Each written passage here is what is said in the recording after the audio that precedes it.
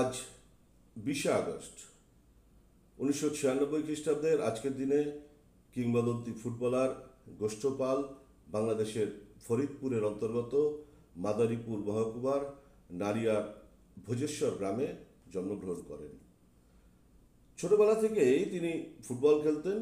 1907 খ্রিস্টাব্দে মাত্র 11 বছর বয়সে কলকাতার কুমারটুলি ক্লাবে যোগ দেন। সেখানে 1913 খ্রিস্টাব্দ পর্যন্ত খেলেছিলেন।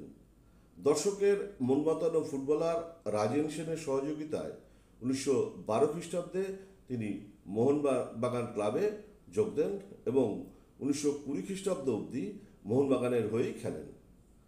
1920 খ্রিস্টাব্দে ইস্টবেঙ্গল ক্লাব তাকে নিয়ে প্রথম দল তৈরি করেন এবং একটাই খেলা হারকিউলিস কাপ টুর্নামেন্টে সবুজ মেরুনকে হারিয়ে লাল হলুদ চ্যাম্পিয়ন হয়।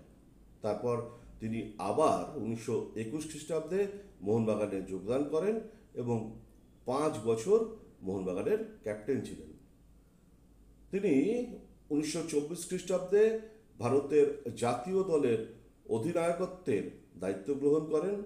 রাইট ব্যাক পজিশনে খেলার সময় খালি পায়ে তিনি বুট পরা ইউরোপিয়ান খেলোয়াড়দের মোকাবিলা করতেন।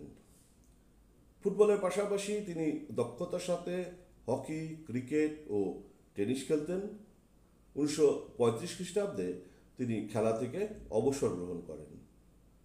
রক্ষণাত্মক ভূমিকায় খেলোয়াড় হিসাবে তিনি খ্যাতি লাভ করেন। দৈনিক ইংলিশম্যান তাকে চীনের প্রাচীন নামে আখ্যায়িত করে। প্রথম ফুটবল খেলোয়াড় হিসাবে 1962 খ্রিস্টাব্দে ভারত সরকার তাকে পদ্মশ্রী উপাধিতে ভূষিত করেন।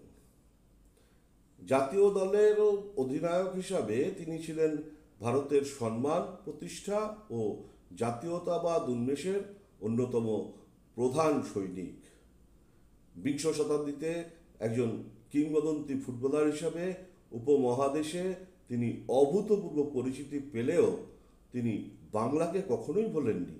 তিনি তার আত্মজীবনীতে বারংবার বাংলার কথা এবং বাংলাদেশের কথা লিখেছেন।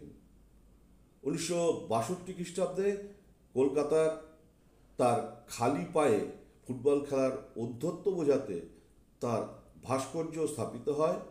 ইডেন গার্ডেন্স থেকে মোহনবাগান মাঠে যাওয়ার অন্যতম গুরুত্বপূর্ণ রাস্তাটি তার নামাঙ্কিত গোষ্ঠপাল সরণি। ভারত সরকার তার স্মরণে ডাকটিকিট প্রকাশ করেন। 2004 খ্রিস্টাব্দে মোহনবাগান ক্লাব তাকে মরণোত্তর মোহনবাগান রত্ন উপাধিতে ভূষিত করেন এবং মোহনবাগান ক্লাবে তার নামে গোষ্ঠগোপাল সংগ্রহশালা তৈরি করেন। 2017 খ্রিস্টাব্দের 19 জুলাই শিলিগুড়ির কাঞ্চনজঙ্ঘা স্টেডিয়ামের পাশে বিভিন্ন খ্যাতিমান ফুটবলার ও সরকারি কর্মকর্তাদের উপস্থিতিতে তার প্রতিকৃতি স্থাপিত হয়।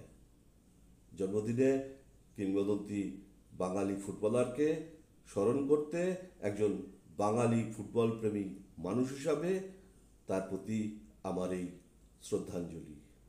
নমস্কার।